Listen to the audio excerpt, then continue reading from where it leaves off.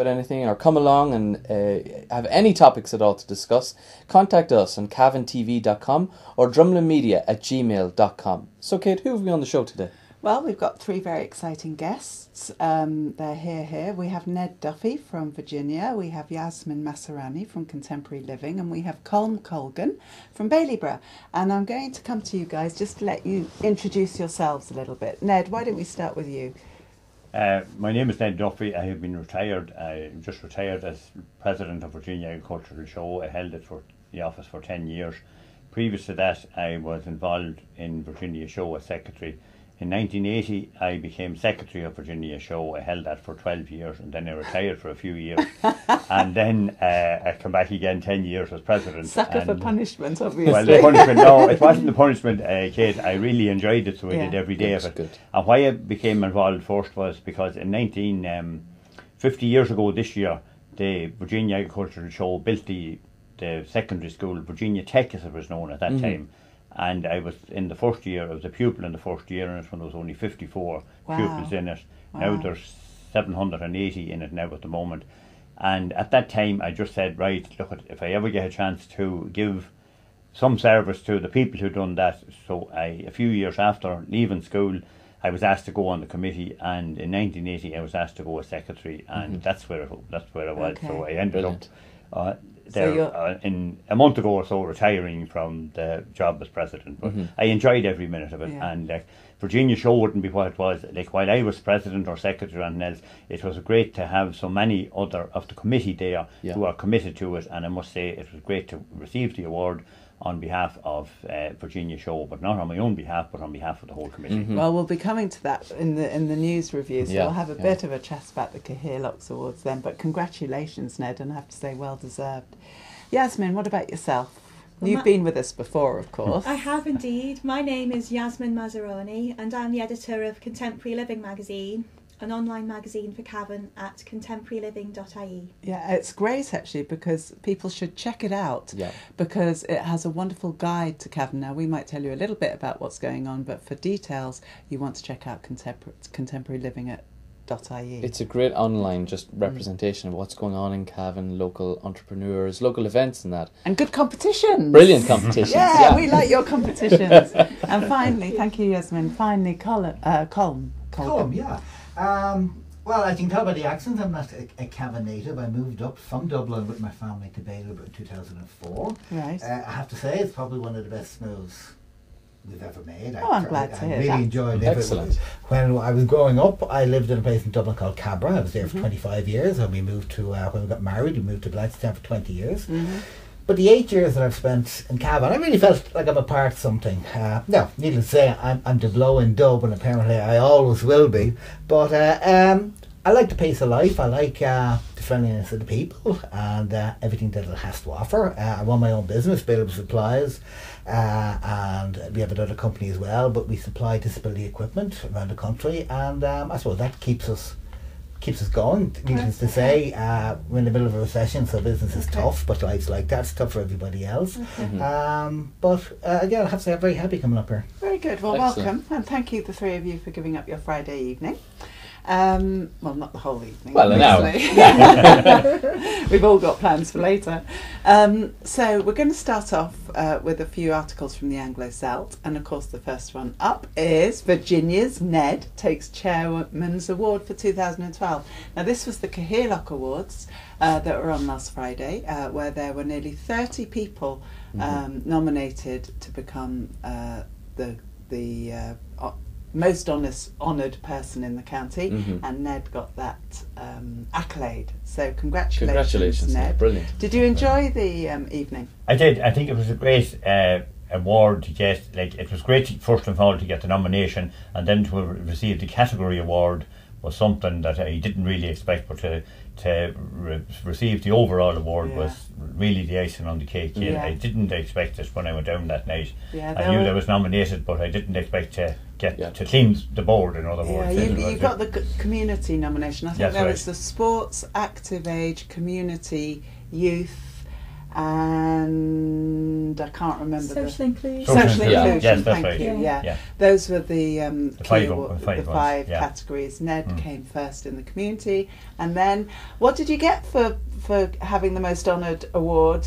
I got a lovely Abbey crystal engraved thing, and I got €1,000 as well, which was very good. For Excellent. the I don't think committee. you got the €1,000, Ned. No, did you? Virginia Society got €1,000. I got the handling of it already. It was handed over to me all right, but our treasurer was there, so he took charge of the money. Speedily. So, no matter anyhow, it was great to get it, so it was, and I must thank everybody concerned, from Catherine Murtha, who nominated me, to all the people who were involved, and particularly all the people who voted for me to get it. No, it's Excellent. great. What I really enjoyed about it was I was there too, obviously, and what I really enjoyed about it was that you really got an idea of how much volunteer work was gone. Yeah. There were over 250 people there. Yeah. Yeah. And that's a sliver of the volunteers Yeah. in Cavan, which is amazing. Yeah, Incredible. and when you went up to to receive your certificate, they read out what the person nominating you had actually written about you, Yeah. and it was amazing to Yes. see the amount of energy and work and interest and enthusiasm that goes on. So it was really heartwarming, actually. And then there's lots Agricultural of shows dancing. was something I only found out about, needless to say, when I moved up here, because actually when I lived in Dublin, I always thought farmers were Yeah, lazy. Yeah. Farmers We've a row on our have hands to get a now. new PR man. It's only since I moved up here, Right. that I've seen, because I live on a country lane, Yeah. and there's a farm on either end, and Yeah. like it can be 20 to 12, and there's tractors going up and down at night Yeah. with Yeah. lights going on. The It's amount hard of work. It's It is. incredibly hard Yeah. to do. Yet they have this image of Yeah. only being living on grants. And Well, not working yeah. at all. Oh. Yeah. Well, But it just is a go back to what he vocation, won it isn't for at the from agricultural it. show. Absolutely. It was incredible. Mm. When it was the first year that we came up. Well, it was, sorry, because we came up in November. But the Yeah. first summer we went into the agricultural show, and I couldn't believe it. Yeah. And then when I was chatting with a couple of people, this is all done by volunteers. Yeah. Now every Christmas in Dublin, there's a thing called Thunder. I know all the hurdy-gurdy machines and what have you. This obviously took twice as much organisation, 3 times as much, and it was all completely done by volunteers. And it was incredible, Yeah. the amount of activity Yeah. that people gave up their time and the huge interest that they had. If you just take our own agricultural show there, we have the guts of 200 members, and some of those you mightn't see from one show to the next. But if you give them a ring or give them a call and say, look, there's such work to be done, they will be in. They will do it, no problem at all. And like the numbers that come to meetings mightn't be as big as that, but it's the commitment that is there, and that's what has made Virginia Show and Bellyborough Show and all the agricultural shows around the country. That's what has made them. They're all on a voluntary basis. Yeah. But also what that sort of comment on what you were saying is that the agricultural sector here in Ireland is keeping the country going. Yeah. Yeah. Absolutely. And at last, Very much so. At last, it's getting the recognition it deserves through the agri-food sector and also through the farming sector. That people are understanding the great contribution that farmers make to the economy, and I think it's very important to emphasise that. Yeah. And I suppose, sort of going back on your comment, it really does show the way that there is this division between the big towns, the urban areas, and the rural areas, and as well as Dublin, and as well as yes, rural, but really, 75% of people really do live in a rural area in Ireland. Yeah. So it's important to remember that. Yeah, if you take it as well, that the number of young people who are entering farming now at the moment is unbelievable. Like if you take the agricultural colleges, 10, 12 years ago they were the bare minimum. Like they were talking about that time of closing down a number of them, which they did, and now they're talking about reopening again because youngsters, there's no trade for them. They were all going into trades. Nobody wanted farming, but now farming is the backbone of the country. So it is. There's no doubt at all about it. Like if you take any of the farming enterprises, they're going well at the moment, and they're keeping things ticking over. And what's also good is the diversification that's happening as well, because that really does bring in new industries. But we're going to have to move on. We've got a good few stories to get through tonight. The next one actually is about good news football story for a change. Yeah, we get the Irish team in Poland. We want to go back to Cavan National School. They've won the All-Ireland school soccer title for up against the other three provincial champions, and they've really done well. Absolutely. They have. They beat Donegal team, and they beat a Dublin team, Rathgar and Clare. And they beat a school from Clare. So that is such an achievement. That All-Ireland soccer. It's great to see a rural school like that coming along and winning. Like, even though it is five-a-side soccer wouldn't be the real game, we'll say, in Cusherlough, in the parish of Cusherlough, that area. But it's great to see youngsters getting involved, and particularly, as we have said early on, you have to have some volunteer or somebody there, so you have to coach them, to bring them on. So it is, and that's what it's all about. I think the volunteerism as well, it's just coming through in that, and those youngsters and all, when they're involved in that, probably will be involved in something else later on for the good of the country. For the good of the country, that's what it is. And that's brilliant. So I do think we should just send this to Trapattoni. That's a fair point, because they have won the All-Ireland. It's probably fair to say none of them will ever end up playing for the Irish team, because there's some fantastic players in the League of Ireland, and they never get picked. If you're not based over in England, you haven't a hope of getting on the Irish team. And if you've gone to some League of Ireland games, there are some wonderful players. But they're like, he's the manager of Ireland, but he doesn't even go to League of Ireland matches. And admittedly, some of the quality of football is there, but some of it is great, and some of the players are great. But until someone is so good that they're picked and go over to England, they're never looked at. We've no academy in the Irish. No, well, we'll get there, Con. We'll get there. We'll suggest it. And it's a young sport for the country, so and all these things will develop, won't they, over time. Well, talking about homegrown talent, we also had the County Fla, which was on last weekend, I believe. In and there were 870 people partook in it, and I think it was 471 entries in 87 competitions. Isn't that amazing? It is amazing. It really is. Think of the skills that are involved. So that will be on the fiddle, on the whistles, on the ukulele pipes. Did I say that right? No. Uilleann. I just thought that was an extraordinary figure. 900 people coming into the Cavan Flower. Well, I suppose really it's as a result of having the All-Ireland Flower here. There's a resurgence in interest, isn't it? Which again is wonderful. So hopefully these young people then continue with the respective disciplines. Absolutely. And as you mentioned, the All-Ireland Fla, a free concert is planned to launch the All-Ireland Fla. And I think it's in June 21st, 7 p.m. in the Imperial Bar. Yeah. So will you be attending that? Oh, definitely. Oh, absolutely. Definitely, yeah. Well, brilliant. The countdown is here now. It's only sort of 55 or 56 days before it actually. I enjoy that clock in the square that's been there since hundreds of days have gone down to 55 now. Yeah, it's amazing, really. I don't know if anyone went to the Fla before it came to Cavan, but before the Fla came to Cavan, my impression of the Fla was it was a small little affair. It's only when you actually there, you realise going back to what we're talking about, volunteerism and what's involved in putting it together, and also the enthusiasm of young and old and everyone get on together for the sake of Irish music. That's absolutely a fantastic event. Well, but unless you see it there in action, you have no concept. No, but I have no background in music. I don't really have a huge interest in it. But it's such a huge event that it's something that I volunteered for last year. And hearing people coming that had been to previous Flas before from the United States, from countries as far flung as Japan and Australia, and said, this is a real Fla. You know, it was fantastic to see that. But one thing that's, in Cavan's favour is that they have extended it beyond the Irish traditional music as well. So they put on fabulous plays, they put on poetry readings, there's great art. And of course, Cavan TV gets it out to the worldwide audience, which is why they're all coming again this year from Japan and America and everything like that. Anyway, and local talent as well. Like I was very impressed with amateur bands, not necessarily from an Irish music background, but being given a chance for people to hear them. But I think last year, particularly the marching bands when they marched down here from Breffni Park down here on the evening, that was fantastic. It was to see, and there again, the number of people who were involved and the volunteerism and all that was with them, to encourage them and keep them going was unbelievable. Well, do you know what? Drum Lane in Milltown, the community centre there, they put up of the band from Armagh, they go and stay in the community centre there, because they have the kitchen and everything, and they just throw down bedrolls and stuff, and it's very safe for the kids because the band involves a lot of kids.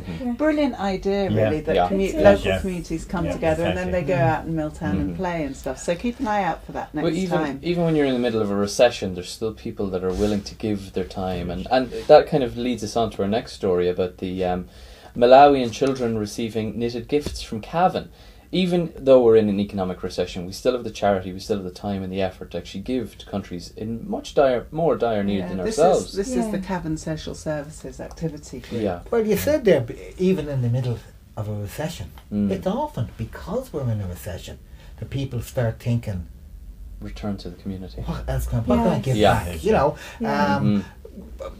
I'm lucky that I have food on the table this week. Let's see what I can do for somebody who hasn't. And all across the airfields, in every organisation, volunteerism is coming back because we have I think stepped it's been off. there. I think it's been there for a long time. I do think that. I mean, I've worked in Cavan for the last 7 years, and volunteerism hasn't been an issue at all.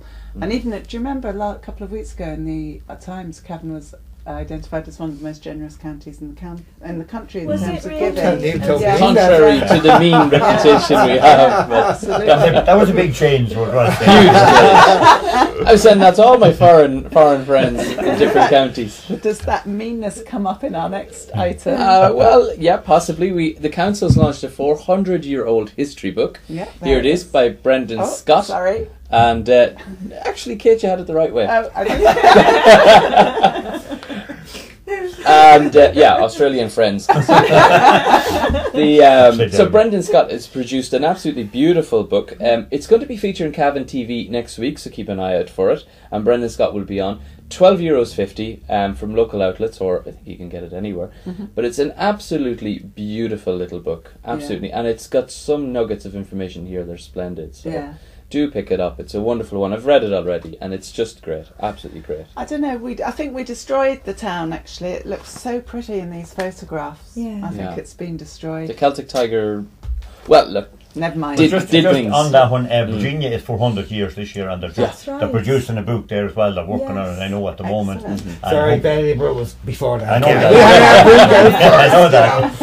Yeah, but they're working on it. Virginia is celebrating 400 years this year. They have great plans to have for the end of the year. They had some events down by the lake. They had a Viking exhibition and that down on the lake there. And luckily enough, it was one of the real good Sundays. The Viking invasion. Yeah, it's featured on Cavan TV. Yeah, that's very good. That's what I mean. It was very good. It was great to see it. It was great volunteerism again coming through. And I think, that's something that hasn't really been cornered. It's a really great market, is historic tourism in Ireland. That's true. In some counties, for example, Kerry, it has, but there's really such a rich heritage here in this area that hasn't been touched. Like when you take it, like there are 3 of the major towns in the county in the last 24 months are 400 years old. But don't forget those. But also in that book, it actually says that Cavan was first established in the 1300s. Well, it goes well back. It does go back literally almost 2,000 years, almost to tribal settlements. But it was established as a statutory charter, in 1610. Well, also, talking on celebration, the Cavan FRC Breffni Resource Family Resource Centre celebrated 15 years last week again. Do you know they're the people? They provide a lot of support in terms of mentoring and mediation. They do a lot of cross-border work and a lot of counselling in the town, particularly for children suffering bereavement. It's actually been a great benefit to the town in the last. We have a similar one as well in Bellyborough, the Bellyborough Resource Centre, and they do fantastic work on it. And I wasn't up there now that I think of it. I wasn't here long when I was chatting to the woman who's running it, Anne Hanley. She's a wonderful person, and they were doing fundraising for it. So they were running a Tony Rose Bellyborough contest, which I have to say I won. So for that particular night, I was the best looking woman in Bellyborough, basically, and just so that our family could not get any weirder, my son was also in it as well, Really? So, but I was chatting, she said, "What you doing?" I'm not an idiot, and it's funny the things they can click with. She said, "Well, we do after school studies, we kind of do a breakfast club, and before they go home in the evening, it'd be try and give them a bowl of soup and some bread. I just immediately went back to Dublin in the 60s when I was growing up, and I thought all that was gone, you know. And it's only when you when you find out the work that places like the resource houses, the one in Cavan that is celebrating, the one in Bale, and I'm sure there was ones throughout the county and throughout the country. And when you think of the basic work that they have to do, that still has to be done at this day and age, we should take our hats off to them all. Well, and also having it in the highlighting their anniversary highlights the services that they offer. And I think that's really important because a lot of people don't know it exists. Exactly. Right, we're going to have to go to a break now, so we'll be back in 2 minutes.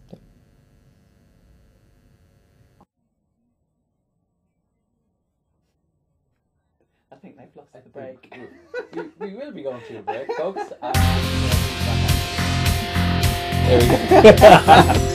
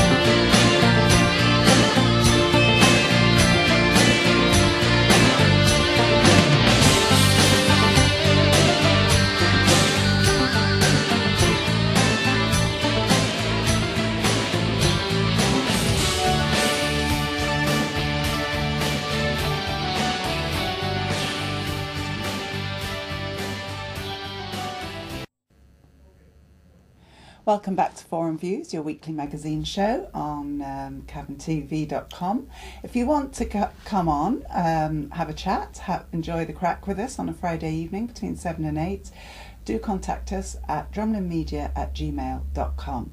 But before we go any further, what I want to do is thank McIntyre's, because has anybody noticed our new couches? They're fantastic. Yeah, much better than those chairs, aren't they? Oh, yeah. And we've got a lovely, and the guests have a nice new couch too, which these two look very comfortable bouncing on that. Yeah. I'm sure there's a backstory to that, but come on, these two bounce away. But this folds out into a bed if you want to get more comfortable. Yasmin, be careful. I'm not saying anything. Okay, we're going to go back to just chatting about the stories in the Anglo-Celt. Yeah. Has anyone heard about the Garda stations that are to close? Yeah. I think they're to close 5. Here's a picture here of the On Garda the stations TV closing. Yeah. And Ballyconnell is to be diminished from a headquarters status one. So it's really, considering the fact that we've covered a lot of criminal stories, particularly like cannabis grow houses and things like that, in the last few weeks on Cavan TV, it's disturbing to see that, you know, this is, you know, this is happening. The increase in break-ins and rise in burglaries, particularly that East End. I mean, if they're thinking of closing down the Shercock, I hate to say this, but I hate to say this, but everyone reckons that it's the Dubs just shoot up the N3, you know, and coming allegedly, not all of Dublin, I should add. they come up like Viking raiders. Grab and go. Not like the slow Viking raiders. Two things I have to say on that is, one would be, you're probably right. You know, again, as I alluded to earlier, you know, when people hear from Dublin, and I will be honest with you, there are some Dubs that have come up that I know have come up, but they haven't done us any favours. So that is a fair point to be making. Well, it's just because it's the major city. And it's coming from the major city. But the closing down of the guard stations, yes, it's a cost-saving exercise. But apparently when you actually look at the costs involved, there's not much of a saving. Like it kind of would hardly pay the wages of a ministerial kind of advisor. But the problem is that monetary cost will have an extra monetary cost on every place that's broken into. Oh no, that's the point I was making. There is a saving, but it's a minuscule saving.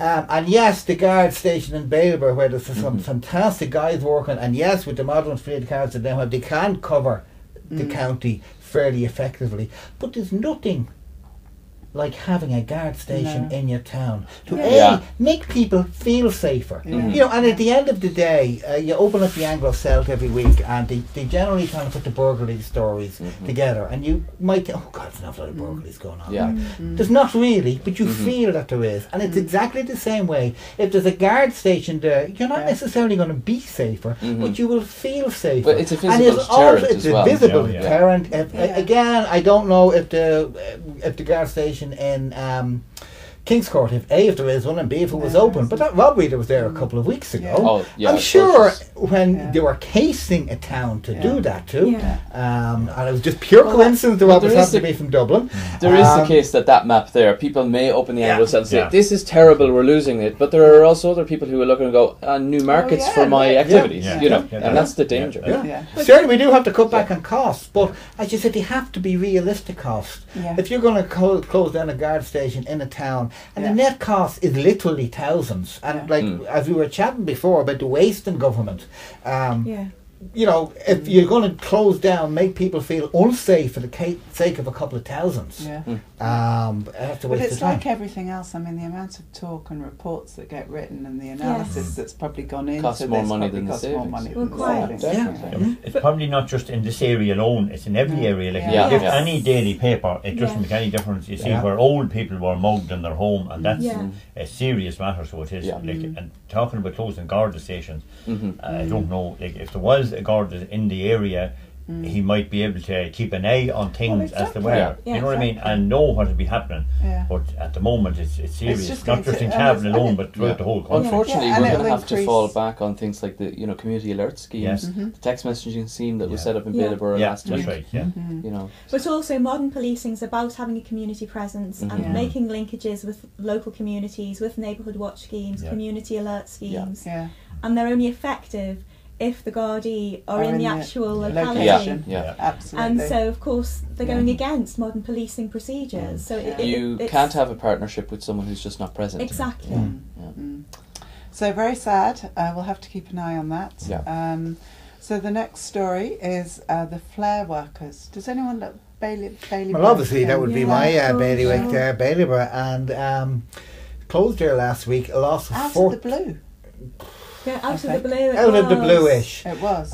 40 people lost their jobs when it closed this week, but 26 people were let go earlier in the year. But they had no idea. on the Wednesday morning when they went in. It did come as a bit of shock to them, yeah, but I suppose it was inevitable, really. Yeah. The products What that do they sell shower cubicles Right, okay. and shower bases, and they were the basic standard ones, and they were a fantastically well organised company. They exported to the UK and they exported to the continent, which means that they sold it in bulk. Right. They were going into housing estates, and the housing market has dropped basically So in it's Ireland There's an impact, and the there's a UK. domino effect. And on the it. fact that they held on for so long is a credit.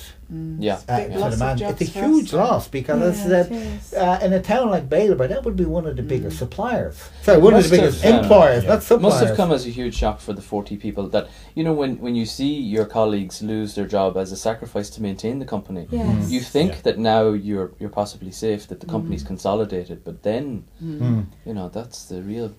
Well, I mean, apparently they were all on holiday and when the news broke, which I think is just really horrific.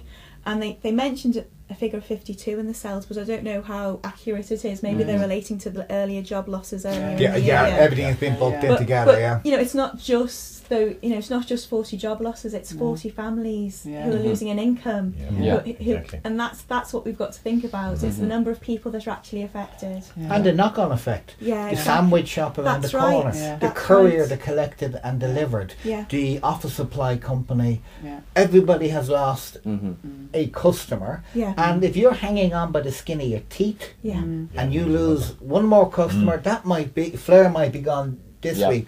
Next week it could be, I don't know, the office supply company supplied them, or the courier company that we're just about breaking even with Flair. Flair is gone and it pushes over the edge. And it's just a knock-on effect. Exactly. And the way it is, like some of those people reading the Anglo-Celt there, some of those people started working there and worked no place else. You know what I mean? So it's a serious knock-on effect. So it is for particularly for, and I think it said there on some place on it, where there was families as well. You know what I mean? The whole entire families are devastated. And it's difficult because, devastated. of course, So there's also, you know, in King's Court, the Lurgan Brick.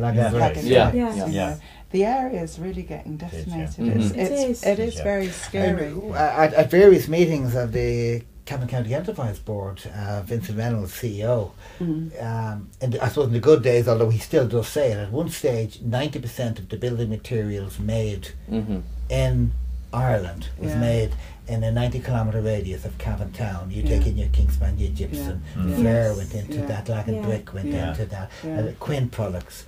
So we had a huge concentration of the building industry products in the town. So when and literally the building, because I know that personally, and that the building industry has just completely and utterly collapsed. Well, it's a huge number according to the census figures that were in the construction industry in Cavan. You know, it was a huge percentage figure of employed people, of men, you know, driving up and Commuting. down to Cavan, to Commuting. Dublin. Exactly. Okay, again, we're staying with sort of fairly bad news in a sense, and this is in Virginia. It's in the Billis School, National School, where CIE are refusing to extend their bus routes so that the pupils can be collected for the Billis School. It's only a mile and a half. It's only a mile and a half, but as a result, that means they're not going to get the students from the mile and a half up the road, which means that they lose a teacher. You know, and it's just one of those things that you don't quite understand why there isn't better partnership going on here, because it's a huge thing for the school, because the more teachers you lose, the smaller you get, and at the moment the government are targeting all those small rural national schools, trying to close them down and bring them presumably all into Virginia. And even in Virginia, look at St Mary's. I mean, let's not even go there. Exactly. You know, it's just a question of, you know, I know cuts have to be made. We're living in this apparent age of austerity, but you know, these cuts seem to be across the board, regardless of whether it's rural, urban. If it's in an urban area, you can fall back on the urban transport, which is quite good. In a rural area, you can't do that. And also, we've got, referring back to the census, the increase in the birth rate in Cavan has been tremendous over the past 5 years. So these young children have to have schools to go to. So if they just close schools willy-nilly, just because, again, as you say, just trying to save a few thousand euros, what happens then? And of course, it's a Church of Ireland school. And I feel very strongly for those families too, because you think, well, if they want their children to go to a Church of Ireland school, why shouldn't they have the option to do that? And surely it should be facilitated. Absolutely. And for a mile and a half, it doesn't stand to reason at all that they can't just do that extra mile and a half.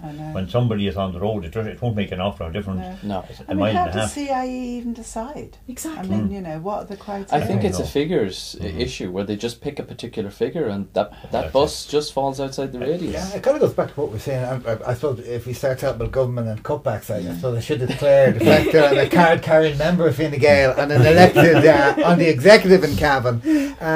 But if there's cuts being made, if there's changes, the big picture should be looked at. Right, so if we go an extra mile and a half, what will that cost us? I don't know, about a couple of grand a year in diesel. Now, if we don't do that, what will it cost? You know, and you weigh everything up in the same way with the guard stations. You know, yes, we're going to save, for a figure off the top of my head, £1 million by closing down them guard stations in Cavan. Now, that will probably give rise to maybe, say, another 20 burglaries in the county. Now, look at the monetary value of that, it's probably over $1 million. And having been the victim of a burglary, the emotional value is just incalculable. But nothing is weighed up against each other, you know, in the same way. There's a lot going on in Baileyborough in terms of burglaries, actually. I mean, I've met a lot of people that have been targeted in Baileyborough.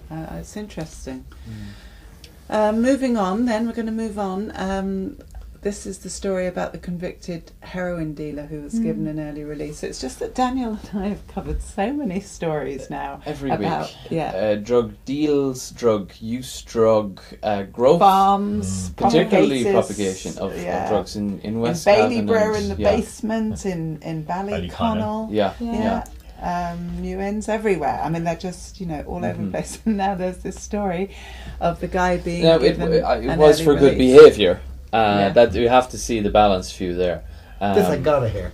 But you know, in other words, while he was in prison, he didn't attack anyone. He didn't stab anyone. He didn't grow any cannabis. We know of.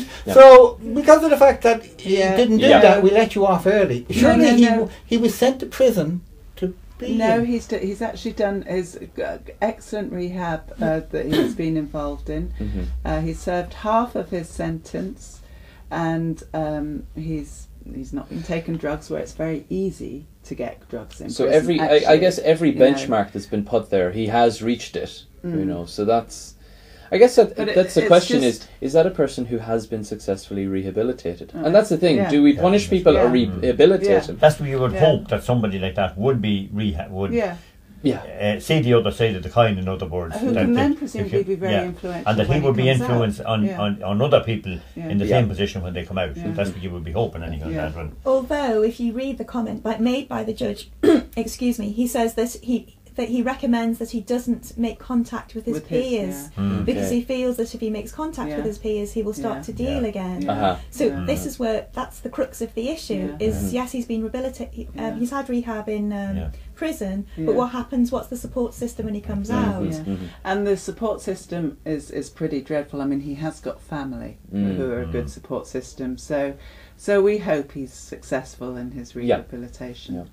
Moving on then, I just have you been hearing recently about this credit review office? They've been advertising on the radio, and there's a story in here about that they're saying that support's needed for farmers. Well, this brings us right back to our original discussion. Because they're not getting credit from the banks. But I'd never heard of it before. I thought from this article that maybe this was just for farmers, but it's not. It's a huge impact for everybody who applies for credit from the banks. Particularly people involved in business, and they look upon farmers as a business as well. Exactly. And it's basically, if you have applied, now they say viable. Now viable, like any word in the dictionary, can have lots of different meanings. I might think my business is viable, the bank manager may not, and perhaps the credit review office might be a completely different take on it. But that's the idea. You apply for the bank says no, and then you then go and say, well, look, I still think I should get it, and you can go to this credit review office. They will look at your case. Right. And if they believe that you should get the loan, you don't automatically get it. No, they then contact the bank and say, you refused it. Why didn't you? And if the bank says, well, here's the reason why, you still may not get it, you know. Right. But a lot of people don't even get as far as but applying it's for the really loan. good to hear that this is happening. It is. Because it is. It's about time, because there's a lot of small businesses who are complaining that they're not getting support from the banks, and the banks have been bailed out by the government, by us, by the taxpayers' money. So it's really important. So that the this reasons is that are happening. being given on a macro level shouldn't be impacting on the micro level, on businesses and local. So I really hope people avail of this. Exactly. I've only just but I would heard say about don't hold it. your breath. Oh no, I think we should go for it. No, I mean, big time. although the review office is set up, it still is not going to lead to a huge increase in lending to micro or SMEs. Well, we'll wait and see. Well, the thing is, they have to start lending because that's what's stifling the economy at the moment and putting people out of business because of cash flow issues and stuff like that. So it's essential. Yeah.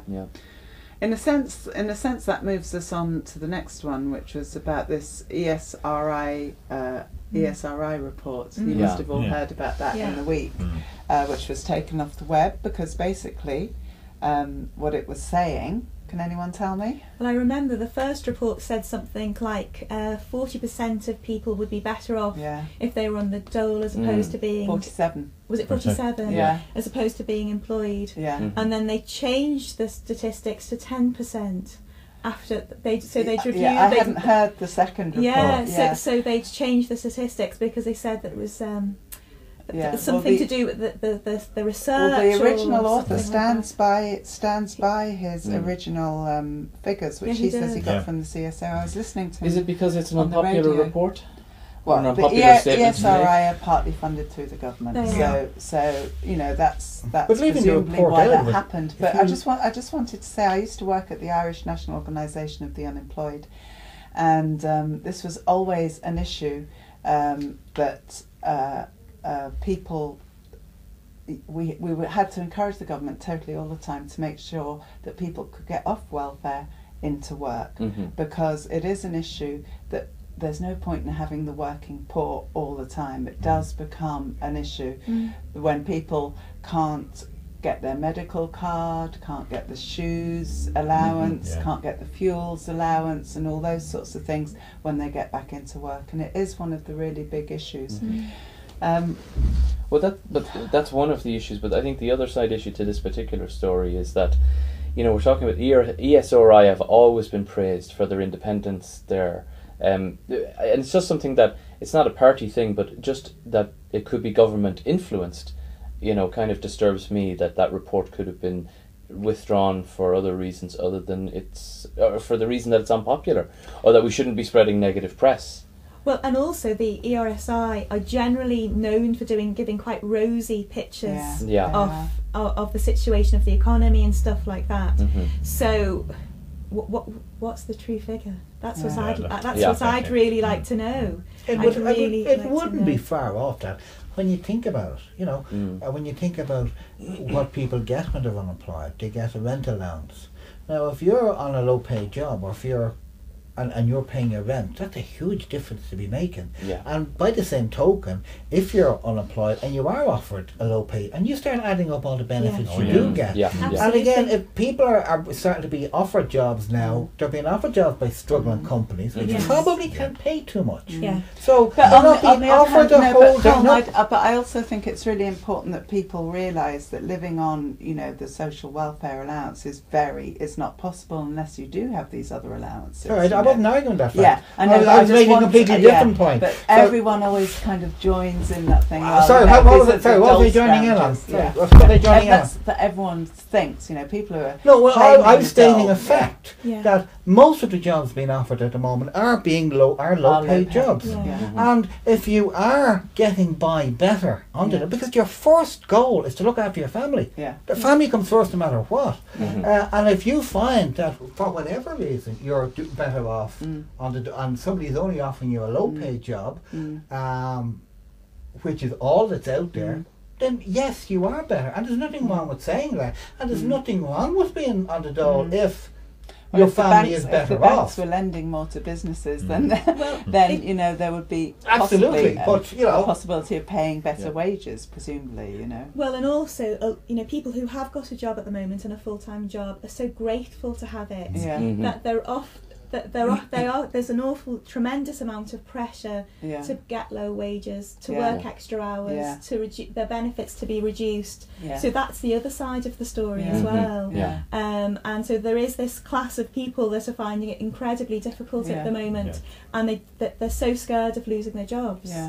And so they'll do almost anything to keep them. And there's also that position that you either have the job or you don't have the job. It's really difficult to get from being on the dole to actually go and get a job. And there's the whole thing of also about the long-term unemployed. If you're out of work for longer than 6 to 9 months, people begin not to want to employ you because they start questioning you. And indeed, you know, I've been in this position, you lose confidence, you just think there's, you know, particularly, you know, my age, you just think, well, that's it, you know, I'm a goner, really. Yeah, but if you take it there, the people in Laganbrick or the people in Flare and Bailieborough, at their age, maybe 30 or 40 years work service there, where are they going to get back into a job? You know what I mean? That is the big bogey at the moment. You know what I mean? It's nearly impossible for those, and if they go for 6 or 8 months without a job, as you said, they lose confidence, and what do they do? Go on the dole, and it's not what they want. No. You know what I mean? It's not what they want. I'm telling you, you don't want to be on the dole. No, you don't. Miserable. Well, and also transferable skills. As you're saying, that in Cavan, it's mainly been in the construction sector or manufacturing for the construction sector. They don't have transferable skills. And a point Jasmine there made about everyone being so grateful for job and holding on to their job and working very hard to keep their job, and they're taking pay cuts and doing everything. And then they say, it is one particular supplier I have, and they've let a couple of staff go. The rest of the lads took a pay cut in the cut hours, and January, what turned up outside the doors? 3 12-day all the A6s. Oh goodness. Well, everyone was so like people are making the cutbacks, but as Christy Moore sang in the songs, those at the top are still creaming it, and they're still working off the backs of employers. Well, when we come back from the break, we're going to go to a break now, but we'll be discussing that issue with the EU IMF saying that austerity must be shared by all. So we'll be raising that. Now, though, we're going to go for a 2-minute break, I think. Yeah.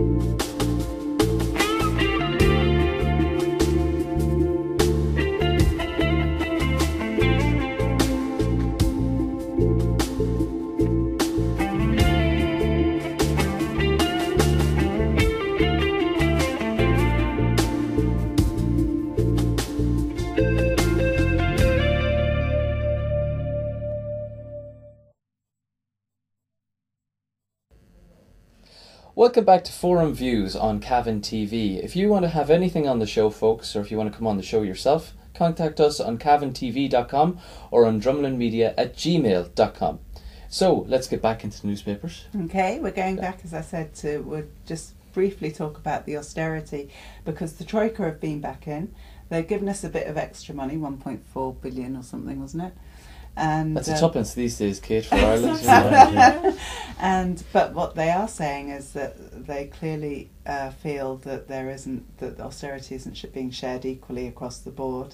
They refer to the household property tax and the reaction to the household property tax, because that's according to the Irish Times, isn't it? Yeah, because what they say, also in the Irish Times today, in fact, they were saying that only half property tax has been paid across the county, across the whole of the island. So essentially, it's that public opposition to the household tax it shows that maybe it's not being handled too well, and that austerity isn't being implemented as the Troika would like, or as the people of Ireland would like.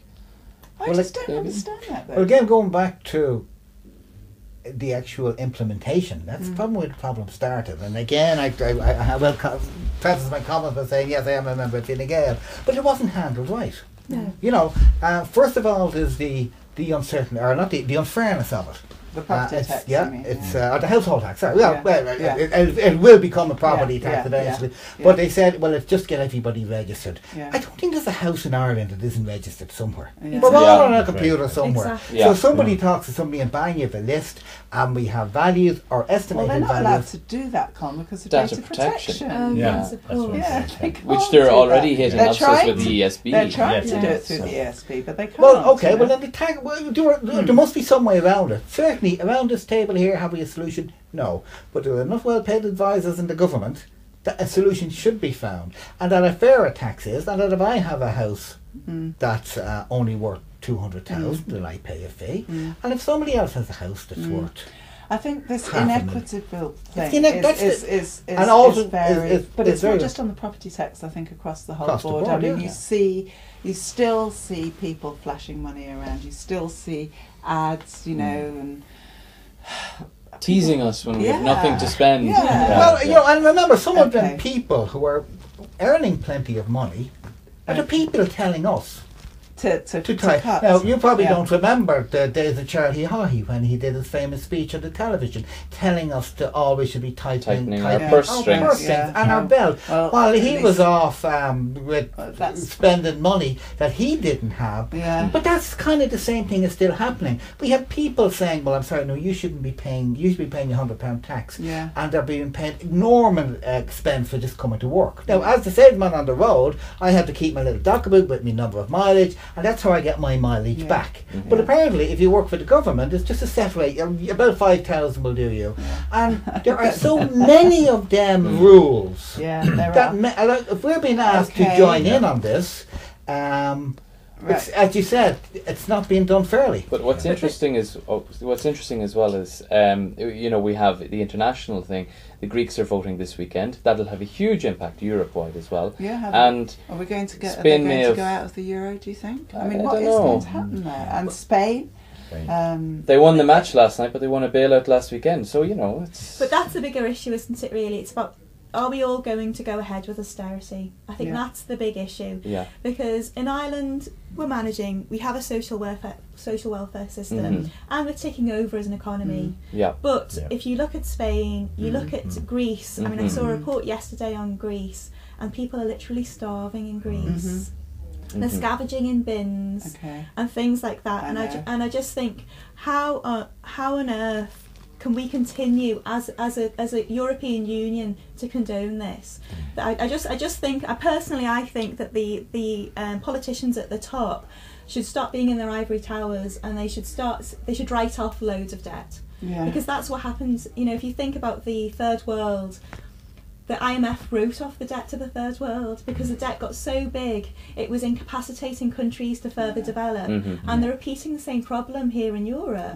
And generations of young people, particularly in Greece and other parts of southern Europe, are going to be desperately affected. And we need to do something. Well, talking of young children being devastated and living in poverty, what about what's happening in Syria, where the children are being tortured and used as shields? It's terrible. I mean, the Syrian story is just horrendous, isn't it? That whether it's the government, whether it's the opposition, the treatment of people is atrocious. And the international response or lack of, they're still verging on declaring it an emergency or civil war, even though there have been atrocities for the last few weeks. It reminds me very much of Bosnia in the early 90s, to be honest. It does. And look how that ended. Exactly. And that's. And is that? And we were looking at the map earlier today, and it's next, of course, to Iran, isn't it? Iraq. It's next to Iraq. And Lebanon, you know, so it's yet another kind of firefight in that area, which is just so prone at the moment to disruption and disturbance. So I don't know, it's a bad way to end. I don't want to end on that, but can we just quickly, we've run out of time, have we? I'm afraid we have, Kate. Unfortunate story to end on, but.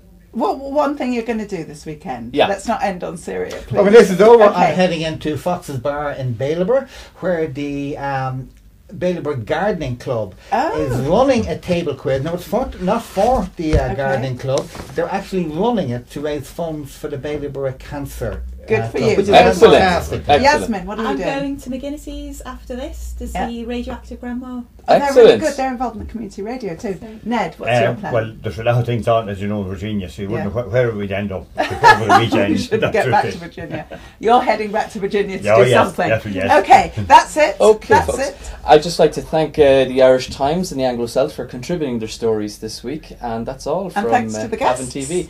Thank you very much, And folks. McIntyre's. And thanks to McIntyre's for our new couches. Brilliant. Okay, thanks. See you next week.